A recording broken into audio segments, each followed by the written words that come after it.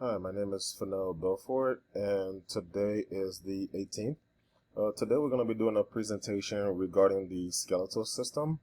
The main notes that I have is this card regarding the rubric, just in case I forget to address some of the rubric components. So I just put it right in front of my iPad, just in case I could take a look at it to make sure I touch up on everything. So the skeletal model is right over here. Make sure you can have a clear view of it. Let me turn this thing around over here. Bear with me. Let me adjust some things. Yeah, there we go. Okay, so to start off, we're gonna go from head to toe. It makes it a lot easier for me. I'll start talking about the axial versus the appendicular part components. So we'll start with the axial first. Axial being the center line, like right over here, going from the cranium all the way down to the rib cages. The outer part being the appendicular. So we'll start with the axial first. So let's start from going from head to toe, head down basically. So we have the cranial components of the skeleton. Let me turn this around. The cranial components. You have the frontal bone over here. And then right in the frontal bone, it doesn't show over here, but there is a suture over here called, I learned this in optometry school. It's called the metopic suture. And I believe that's formed when during development, if everything is not fully formed during development, there might be a suture right over here called the metopic suture. So that's going to be part of on the frontal bone over here. Other components of the cranials, you have the temporal bone, which is right over here on the side, parietal being on the top over here, and then you have your occipital, very important for optometry students. The occipital bone is right over here, which is responsible primarily for anything visual, any part of the visual system. That's going to be the occipital bone right over here. Sutures wise, if we're talking about the sutures, we have the coronal suture over here, which separates the frontal bone from the parietal. If we look at the top over here, we have the sagittal suture, which goes in a straight line, and that's separating the two parietal components of it.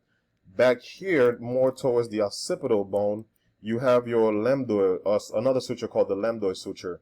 So those are little bony, those little landmarks right over here. We have a couple of them. So you have your coronal, you have your sagittal, and then you have your lambdoid suture up here. So those are some of the, as far as addressing the main components of the cranial bones, those are probably some of the key ones, being frontal, occipital, parietal, and then temporal.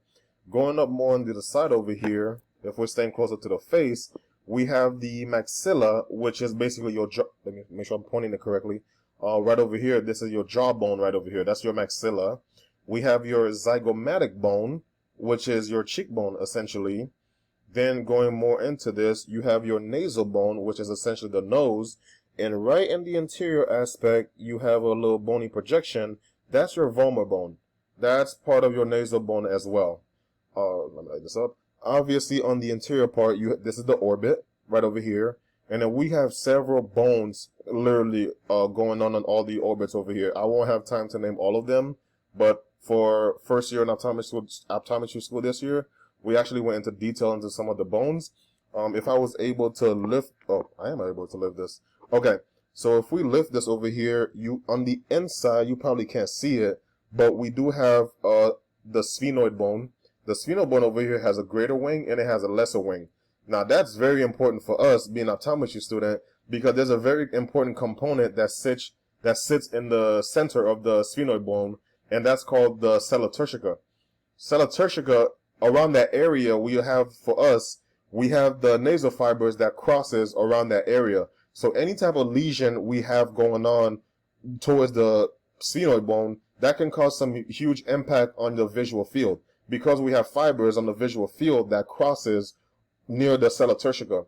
So the sphenoid bone is extremely important. I talked about the occipital bone being responsible for the visual system earlier. So the sphenoid bone also is very important for us as well. On the inside as well, we also have the ethmoid bone. That's also on the interior. There's other bones as well. You also have what we learned that the optic canal, that also sits over here as well. So there are many features over here. Obviously, with this being so small, I won't be able to label all the parts. So I'll just stick with the main components. But there are a lot of things going on as far as, it might seem very little, but there are a lot of bones and they play a key role into everything that we do over here. We have the lacrimal bone. That plays an important role for us optometry students as well, because that's where your tear production comes in. Tears obviously going to be drained in the canal over here. There's like so many different components, but I won't get into the details regarding that. So that was some of the features as far as the face goes. You have your facial bone. You have the cheekbone, which is the maxilla. I'm sorry, that's the zygomatic bone. You have the jawbone, which is the maxilla. You have, what else do you have over here? Zygomatic, cheekbone. Okay, that's probably some of the major ones.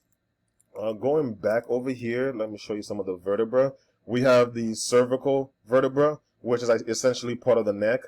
We have the thoracic vertebra. That's more towards the middle over here. And then down here, let me see if I can show you. Down here, you have more of your lumbar region over here. So these are some of the components of the axial skeleton model.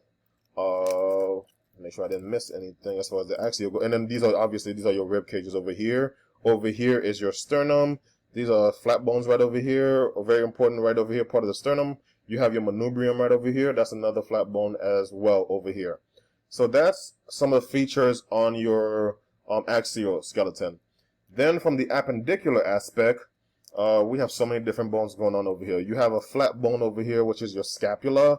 Then your clavicle is a small little bone right over here. That's your clavicle right over here. All this component over here is attached to your shoulder girdle muscles over here. That's the little bony sockets over here. That's part of your shoulder girdle. We have a long bone of the arm. Let me make sure I can see it. This is harder than it looks actually. You have a long bone over here, which is the humerus. That's part over here. If you go, that's part of the arm.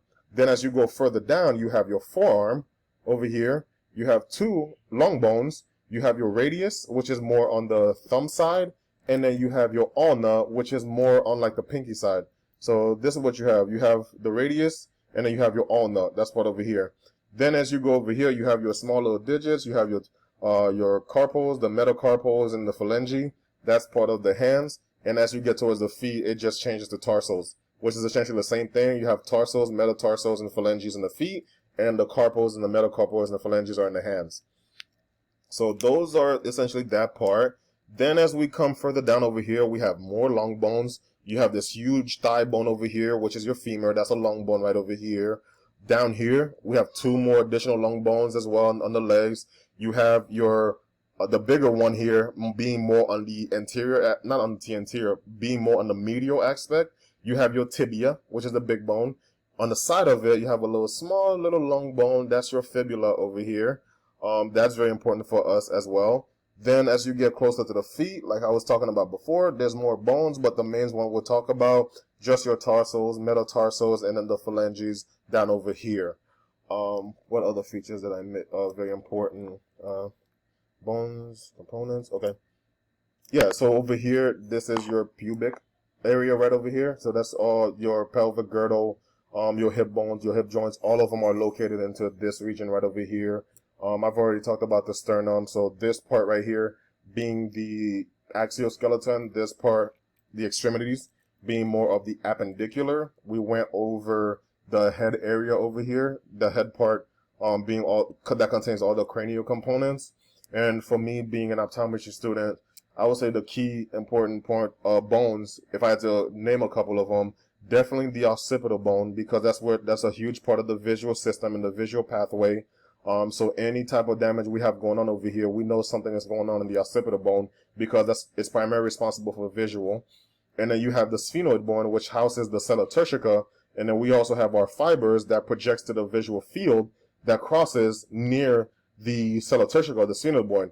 So any type of damage we have going on over there, that will impact our visual system, how we see on the visual field basically, because the fibers contains information that responds to certain visual fields. Let me just make sure I touched up on all the major components. We have the long bones, we have our flat bones over here. Maybe mention the patella, which is an irregular bone. You have your little patella the patella bone is right over here, literally in the bone socket with where that's your femur right over here, and that's your tibula and fibula. Where those meet right over here, you have the patella, that's an irregular bone. I don't want to take too much time, but that's essentially some of the main main areas you have on the bone model over here.